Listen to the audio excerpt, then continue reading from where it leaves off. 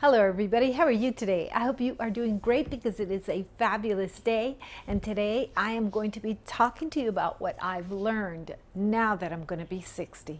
So if you want to know more about this, just stick around.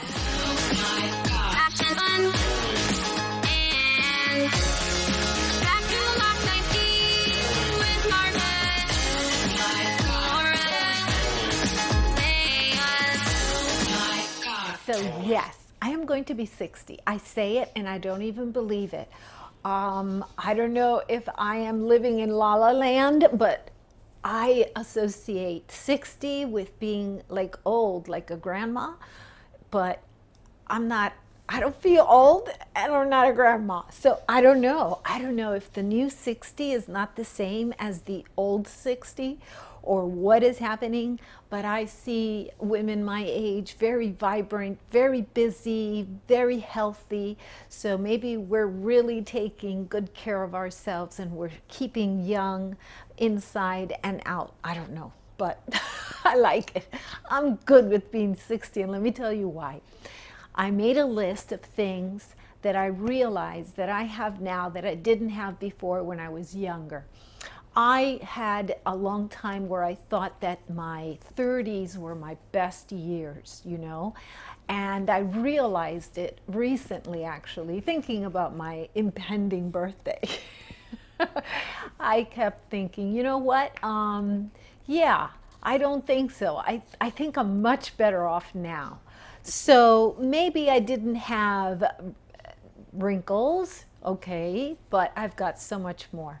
And let me explain one of those things. I'm going to go through a list. I only have like 5 things that I'm really grateful for now that I'm going to be 60, and 5 things that I would tell myself, my younger self. So I'm going to run through this list. The first one, of course, I am wiser and I have more experience. You don't know how much that helps you, especially in dealing with people. You have to learn how to navigate human nature. You really do. Human beings are emotional. They're not just logical. They're not computers. You have to recognize emotions, and you have to understand how to do the ebb and flow of emotions. You have to allow people a certain amount of flexibility when they're emotional. And I've learned that. You don't have to always be right. If a person needs to be right, let them be right, even if they're wrong, but let them feel like they're right, unless it's something that's going to hurt them. And usually it's not that. So the second thing is freedom. I have so much freedom from social expectations and standards because I am truly making up my own mind. When I was younger, I was really defined by the constraints of society and the expectations that society imposed in terms of this is what you should be doing, this is what you should have, this is who you should be. And they really stole a lot of years from my life, allowing myself to be guided by those constraints rather than searching internally and making up my mind as to who I was and what I wanted. As I've gotten older, I've realized, hey, this is my life. It's only one. It is precious. I need to live it the way I want. So I find that very liberating. And I'm grateful for that. And part of that comes with number 3, which is knowing myself. Of course, the older you get, the more you know yourself if you've been thinking, if you've been reflecting, if you've been having a thoughtful life in terms of not just breathing and going through the motions, but actually being retrospective and reflective about your life and about who you are. So I know myself much more than I used to, and that includes your character defects, your flaws, your shortcomings, mistakes that you tend to make more often than one.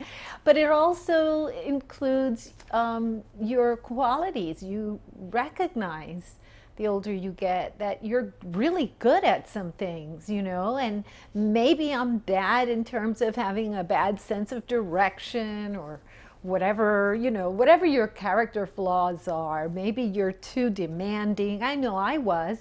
But as I got older, I started learning to be a little more relaxed about those expectations. I think expectations are probably the greatest burden to a person's ability to achieve happiness. And then we come to number 4, needing less. I need less and I want less for many reasons. Of course, I have already accumulated a lot of things. Before, when I was a lot younger, I did not have a property. I didn't have a house. I was renting. I had an old car. Of course, now I'm better off economically, so I have my house, I have another property, I have my car, I have jewelry, I have everything I need. And more, actually, because I don't need these things. Now I tend to realize, why do I have this? I don't need this. I have been getting rid of things for so long. And, you know, I went to the store today because I ran out of eyebrow pencil, believe it or not. I don't have 10 anymore like I used to. So I ran out, I went to the store, and they tried to sell me some kind of a discount reward program. And I said, really, honestly, I don't need that because I don't shop that often. So the truth of the matter is that I'm recognizing now that I don't need to be buying so many things. I don't need so many things. And the things that I really, really need, I already have. My perspective with regards to shopping has definitely changed, and I'm very grateful for that. And then talking about, you know, being grateful, well, that's number 5. And yes, I am very grateful about a lot of things that I wasn't that grateful for. I overlooked them. I didn't think about all of these things. And I've shifted, my values have shifted. I don't really value, I don't value having money per se. I don't value that. Doesn't mean that I don't like certain things money can get you, like traveling. But having money just for the sake of having money is not a thing with me. And I have to tell you, it was. I used to love being able to just save money and have this, you know, all my money saved and look at my numbers going up in terms of my money being saved. And now I'm like, wait a second. What's money for? What is the value if you don't use it to buy that really nice thing that you want, and not buy those 10,000 cheap things that you're buying just because you are trying to have a bigger number in terms of the money? That doesn't seem to make sense. The value is not in the money. Not at all. Not at all. And then now I'm going to tell you what I would tell my younger self. I know that I'm just 60, and God willing, I'll be able to live at least another 30 years, and maybe I'll tell my younger self something different. But right now, the 5 things I would tell my younger self is, number 1, work less. Definitely work less. I had many, many years where I had to work a lot. I really did have to work a lot. But then I kind of got into the habit, and I accepted that it was a good thing to be able to have more acquisition and more money. And I was just driven by work. And I lost a lot of years because of all of that time that I dedicated just to work. I understand at the beginning I really had to. I mean, I was studying to be a teacher. I was working jobs that were paying very little. I had, you know, I understand you need a certain amount of money, but you don't really need that much. It's a lie. It's a lie. It's like the people that are selling stuff, they're trying to convince you you really need it all, but you don't. You don't need that much money. You don't need to work that much. That's not what gives you happiness. And that's what I would tell my younger self. The second thing I would say is to love and appreciate who I am more. I had many, many years of not really loving and appreciating myself. And maybe that's what drove me to work so much, because maybe I thought that I would give myself a real value as a person if I was more economically successful, right? But I realized that no, you have to love yourself. If you do not love yourself, if you do not appreciate who you are, it is impossible for you to love anybody else and give happiness to anybody else. You have got to really study who you are and find those great, wonderful gifts that you have that you share with others, and you don't even realize that you do that. I remember one time somebody on the internet in a chat room said to me, "Oh my gosh, I'm so glad that I found you." And I had no idea who this person was. And I'm like, "Okay." And then they said, "Oh, just because of you, I became, a doctor, and I'm so proud of everything I've accomplished. But the only reason I accomplished it was because of you." And I'm like, who is this person? And I had to tell them, "I'm sorry, I just don't know who you are." And they explained to me that they had come from another country to the United States, that they were a doctor in their own country, but when they came here, they were just busy working and trying to make ends meet, and they gave up on their profession of being a doctor. And I guess I told him, no, you are a doctor wherever you are. Just focus on learning English, focus on getting your license here, focus on your goal, don't give up. And I guess that makes sense. That's the kind of person, that's the kind of advice I would give, right? It makes sense.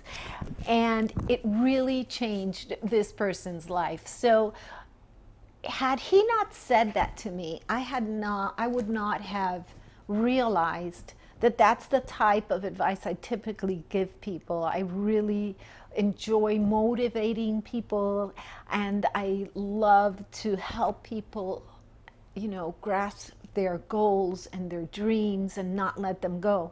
So yeah, I think that's something good that I have to appreciate that I have. And I think it's important to find your qualities, recognize them, acknowledge them, and be grateful for them. Yes, we are all valuable, and we have to tell ourselves and point them out sometimes. Then number 3, I ran out of batteries. I don't know where I left off. I hope I can, patch it together. But basically, I know that I was talking about letting people believe in what they believe. And, I think that especially now, this is something that is so important to me. It is so important to allow people the freedom and give them the respect to be who they are. And whatever they believe in and whatever their values are, respect them. Especially nowadays, I think we're too polarized. And I don't think that I'm that way now, but I know that in the past when I was younger, I was an activist. I had a way of thinking. I wanted that to be the way that everybody thought. I wanted everyone to fight for the same things that I fight for. I don't do that anymore. I'm surprising myself at the ability that I have to listen to somebody tell me an opinion that is totally opposite to my opinion, and I can just smile and let them communicate their thoughts with me, and I don't have to speak and interrupt and even try to convince them that they're wrong and tell them that I think differently. I enjoy just listening to their passionate conversation about something that I totally don't believe in, and it's great. I think it's fine. I think that people have a different path in life, and that path will take them to certain beliefs that might be different from yours, or they might be the same, but it's still the path of life, and that's what is important, and that is what is valued, not that they have to believe what you believe, or that you have to believe what they believe. So I think we need a lot of that nowadays, where people are a little bit too polarized. And it's great to believe in what you believe in, and it's wonderful for you to be passionate about what you care for, but it's much better if you also allow that right and those intense feelings to be other people's, you know. Let them believe what they believe, and don't insult them because of that. Okay, so now let's go to number 4, travel more. Yes, I wish I would have traveled more. You know, honestly, it wasn't that well, yeah, it was. I could have traveled more if I would have worked less. But then if I would have worked less, I wouldn't have any money to travel with. So that's a little conundrum there. It was just the way things worked out for me. I didn't have the opportunity to travel. I didn't have a lot of money. I had to work a lot, and then I worked a lot for achieving different economic goals. And I wish I would have traveled more. I mean, I guess I could have done even short weekend vacations locally. I didn't. I really should have. But then when I decided, okay, I'm going to do this, I started traveling. And then I think in my 3rd year of traveling, the pandemic came. So really, it was just until recently that I began to travel. I would say that I was maybe 57, yeah, when I started to travel. Okay, it is what it is. So I would tell my younger self, you better get that luggage packed and you better start traveling, even if it's a weekend getaway locally. Just do it. Just get out, you know. And then finally, number 5, the suggestion or advice I would give myself would be basically to value simplicity. Yes, value simplicity more. If I would have attached much more value to simplicity, I would have worked less. I would have argued less. I would just have more time to enjoy life, I think, if I would have kept it a little more simple. Just enjoy simplicity. Enjoy nature. Enjoy quiet times. Enjoy doing nothing. So yeah, that's about it. I think that's enough, right? Have you ever done a list about the things that you appreciate now that you're older, that you didn't appreciate before? Have you ever done a list of suggestions or advice you would give yourself? Take a moment to think about it, at least that part about giving yourself advice, because guess what? You're in time to take it. You can take that advice. So take a look around your life, take a little inventory, and figure out what advice you would give yourself, and then take it. Yeah, that's what I did. I hope that you like this video. Please give me a subscription there. Click like, click subscribe. But more important than all of that, I hope that you have a day filled with peace, love, and joy. Bye-bye.